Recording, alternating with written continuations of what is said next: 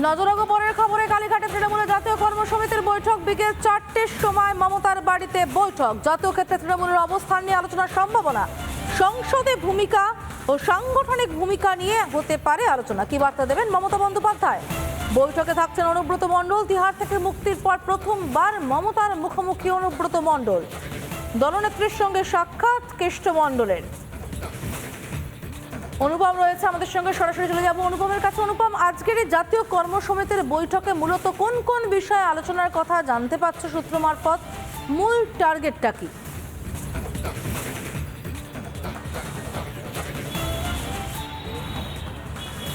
দেখো, তোমায় জানিয়ে রাখি, বেশ কয়েকটা নাম এবার জাতীয় কর্মসমিতির বৈঠকে ডাক পেয়েছে, যার মধ্যে রয়েছে পার্থ ভৌমিক, নৈহাটির প্রাক্তন এমএলএ এবং ব্যারাকপুরের এই মুহূর্তের সাংসদ।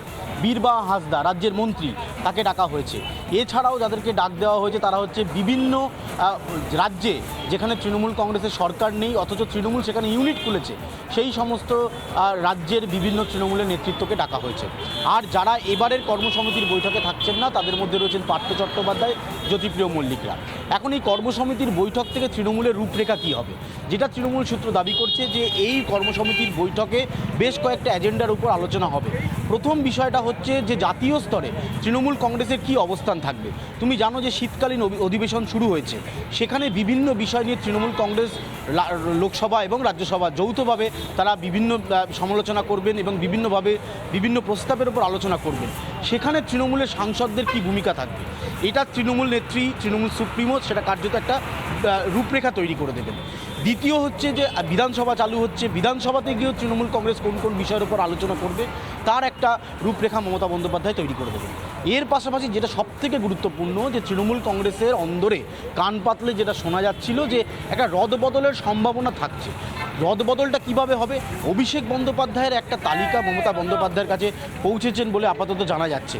সেই তালিকায় যেটা জানা যাচ্ছে যে মমতা বন্দ্যোপাধ্যায়ের কাছে গেছে এবং সেই তালিকা অনুযায়ী একটা রদবদলের সম্ভাবনা থাকছে। পুরসভার চেয়ারম্যান আমি দেখাবো যে ওয়াসিম আহমেদ, এই মুহূর্তে তুমি দেখতে পাচ্ছ যে একের পর এক নেতৃত্ব তারা কিন্তু ভেতরে প্রবেশ করছে। স্বাভাবিকভাবে এই যে আজ এই মুহূর্তে তুমি দেখতে পাচ্ছ রাজ্যের মন্ত্রী সুজিত বোস এই মুহূর্তে ভেতরে প্রবেশ করছেন। যারা ক্যাবিনেটের মন্ত্রী রয়েছেন তারা তো থাকছেনই, এছাড়াও বেশ কয়েকজন সাংসদ রাখা হচ্ছে। আর এই যে সর্বভারতীয় স্তরে তৃণমূলের যে এজেন্ডা যেটার কথা বলছিলাম সেইটা যেমন থাকছে, পাশাপাশি এই রদবদলটা অত্যন্ত গুরুত্বপূর্ণ। সেক্ষেত্রে বিভিন্ন পুরসভার চেয়ারম্যান রয়েছেন, কাউন্সিলররা রয়েছেন, যাদের ভূমিকায় দল কিন্তু সন্তুষ্ট নয়। এবার ভূমিকাটা কি? ভূমিকাটা হচ্ছে শেষ নির্বাচন, বাই ইলেকশন, এমনকি আরজি করের ঘটনাওটা কিন্তু নজর রাখা হচ্ছে।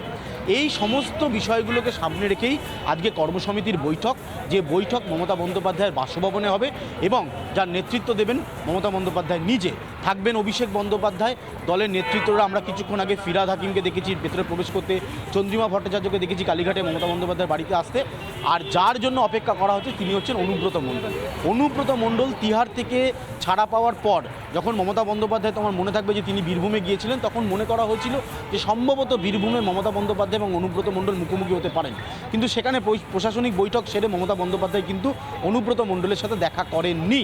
আজকে তাকে ডাকা হয়েছে, তিনি রওনা দিয়েছেন তার বাড়ির থেকে, তিনি এসে পৌঁছবেন এবং মুখোমুখি হওয়ার একটা সম্ভাবনা রয়েছে। এই বিষয়গুলো তো থাকছেই। এর পাশাপাশি তোমায় জানিয়ে রাখি যে তৃণমূল কংগ্রেস এই মুহূর্তে ওয়াকআপ বিল নিয়েও কিন্তু রাস্তায় নামতে চলেছে। এই 30শে নভেম্বর তারা রাস্তায় নামবে, সমাবেশ করবে। এই সামগ্রিক বিষয় নিয়ে দলের সুপ্রিমো মমতা বন্দ্যোপাধ্যায় আজকে একটা রূপরেখা তৈরি করবে। 2022-এ যখন শেষ এই কর্মসমিতির বৈঠক হয়েছিল, সেই বৈঠকে যারা ছিলেন তাদের মধ্যে বেশ কয়েকজন বিভিন্ন দুর্নীতির জন্য তারা এই মুহূর্তে জেলে রয়েছেন, তারা এই বৈঠকে থাকছেন না। নতুন মুখ হিসাবে তোমায় জানিয়ে রাখি বীরবাহা হাঁসদা, পার্থ ভৌমিক থেকে শুরু করে বিভিন্ন রাজ্যের তৃণমূলের যে ইউনিট খোলা হয়েছিল সেই ইউনিটের বেশ কয়েকজন সদস্য ইতিমধ্যেই তারা প্রবেশ করছে। আমি একবার কালীঘাটের ছবিটা দেখাতে বলবো। ওয়াসিম আহমেদ দেখতে পাচ্ছ যে এখানে মুখ্যমন্ত্রীর বাড়ির সামনে তো এমনি কড়া নিরাপত্তা থাকে। আজকে যেহেতু বিভিন্ন হেভিওয়েট নেতা, মন্ত্রী, সাংসদরা আসবেন, মমতা বন্দ্যোপাধ্যায় এই বৈঠকটাকে অর্গানাইজ করছেন, ফলে এই বিষয়গুলো সামনে রেখেই কিন্তু বিকেল 4টে এই বৈঠক হবে।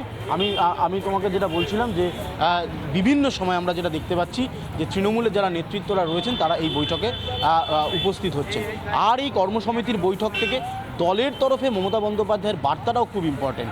তুমি জানো যে বিভিন্ন বিষয় নিয়ে দেখা যাচ্ছে দল বিরোধী মন্তব্য, এমনকি এমন কিছু মন্তব্য করা হচ্ছে বিভিন্ন বিধায়কদের তরফে, দলকে কার্যত অস্বস্তিতে পড়তে হচ্ছে। তাই এই নিয়ন্ত্রণটা কিভাবে রাখা হবে সেটাও কিন্তু মমতা বন্দ্যোপাধ্যায় ঠিক করবে। পাশাপাশি তোমায় জানিয়ে রাখি, তুমি জানো যে গতকাল মেদিনীপুরের একটি শিশু মেলাকে কেন্দ্র করে যে একটা হুলস্থুলু পরিস্থিতি তৈরি হয়েছিল, সেইটার ব্যাপারেও কিন্তু দল খোঁজখবর নেওয়া শুরু করেছে। জেলা নেতৃত্বর কাছে সমস্ত ইনফরমেশন চাওয়া হয়েছে।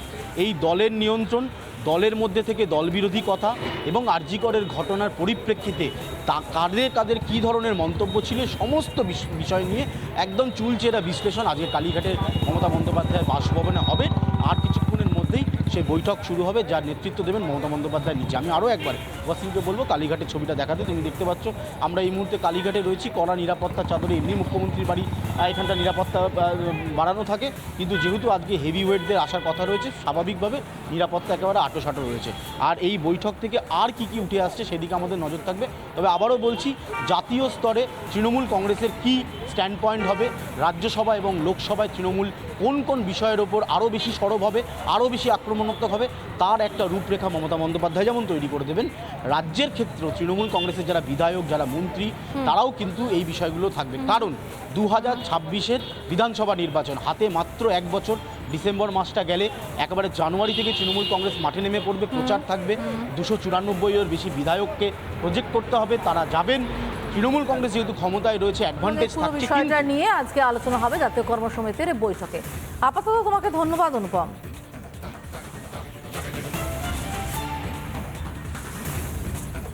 নানা ধরনের কন্টেন্ট দেখার জন্য লাইক করুন, শেয়ার করুন আমাদের ফেসবুক পেজ, সাবস্ক্রাইব করুন আমাদের ইউটিউব চ্যানেল।